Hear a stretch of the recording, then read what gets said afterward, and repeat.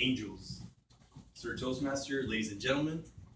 The other day I was looking through the internet and I was looking at exactly what an angel was. You know, we're always googling stuff to see exactly what everything means. You know? 'Cause the internet never lies, right? So I looked it up and it said it's a messenger sent from God in human form. And I think we would all agree that we've seen angels in our lives, you know, at least once in our life. Fortunately, I've seen many angels in my life.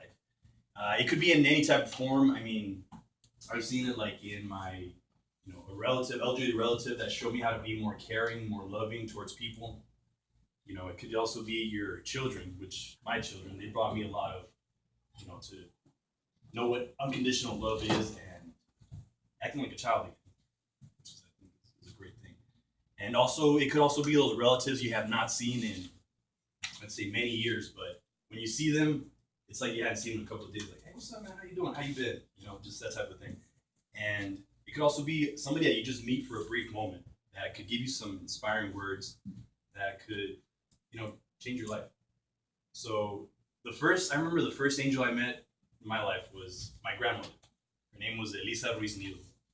You know, she represented the true meaning of an angel.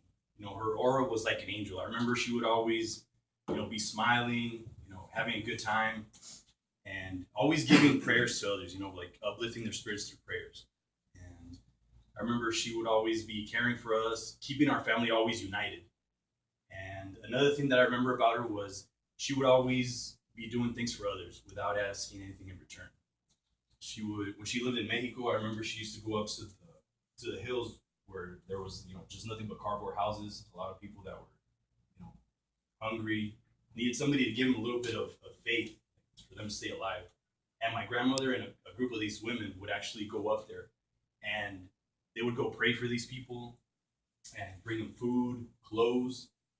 And she did it out of her kindness of her heart. And she never asked for anything in return. She just felt that that was what her purpose in life was, which I think that's what our purpose in life is as well.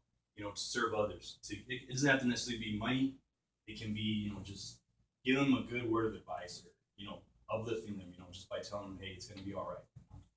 And she also was very giving to her kids, her grandkids, her great grandkids too. And she also made the best refried beans in the world, which I think that everybody in this room probably has something that they remember about their grandmother. Oh man, that was the best. So I miss those beans. I still think about those beans. And my two kids, Andresito and Abram, they are my angels too, and they're the most important angels in my life. Because these guys, they show me the true meaning of unconditional love. I always hug these guys, give them a kiss, and tell them that I love them. Sometimes I hug them too hard, I think, because my kid, he'll tell me, hey, hug me softly, okay, Daddy, not so hard, okay, Daddy. Sometimes, that I take it a little too far, I think, but they also make me bring out my inner child, like I said, and we're always going to the park, running around, playing football, playing basketball, or, just playing water balloon fights. And also, we also play with the action figures. I don't know if you guys ever play with your action figures, but I love playing with the Teenage Mutant Ninja Turtles. That was my favorite. And with him, he likes the Hulk. So I bought him this big Hulk. It's about this big. And my mother gave him this Scarface action figure. I don't know why. So I'm Scarface and he's the Hulk. So, we'll be fighting and he has the big Hulk and he'll be hitting the action figure. But at the same time, he's hitting my hand. So, my hand always comes out bruised up after that long fight. But it's nice to play with them because it reminds me of when I used to play with another angel of mine, my cousin Eric. When we were little, that was my buddy. So it brings me back to that time. And another thing we also do is we play my old Nintendo. I used to play like 30 years ago. So to play with him, and I remember I used to play with my aunt and my mother this game, even though they would hog the control all the time. They'll be playing just 10 more games.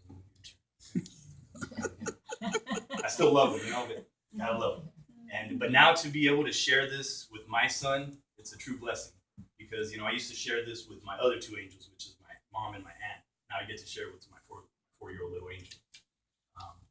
Another my cousins that I came from Mexico, Polan, Carlos, and Marcel, and also my other cousin that's here too, so I'm Christian. They are my angels too because they're always encouraging me to always keep going for my dream to be a motivational speaker. And whenever they're feeling down, I give them a couple of words of encouragement to keep going for their dreams. So, when you find angels like this, make sure you keep them because these guys, you don't find them too often nowadays. So I always encourage them. They encourage me. They're like my brothers. So I love them with all my heart. And I think that we can also have somebody that we had like a coworker that we just met, that we inspired them to be more positive in life. They are like an angel to us. Or that friend that you encouraged to start writing a book that they have been thinking about for writing for years. They could be your angels too. Just by you inspiring them, they inspire you. So I think that we all have a purpose in life, and that purpose is to, whether it's to raise our kids to be more caring and be more loving and be more grateful about life. And also our kids, I believe they have a purpose in life. They bring us happiness. They also remind us not to take life so serious. We take life too serious sometimes. So they are angels. They could also be, like I said, a coworker that you just met for a brief moment. I remember I met this other man too. They call him Cody the Cool Cat. He's a really funny guy. He's always spinning signs and dancing and moving. That guy touched my heart from the first time I met him, and he changed my way of thinking at that moment when I was feeling down. In that brief moment, he made me change my mind and the way that I was feeling. He turned my sadness into faith, and I'm thankful for him. And I'm thankful for all the angels that I've met in my life.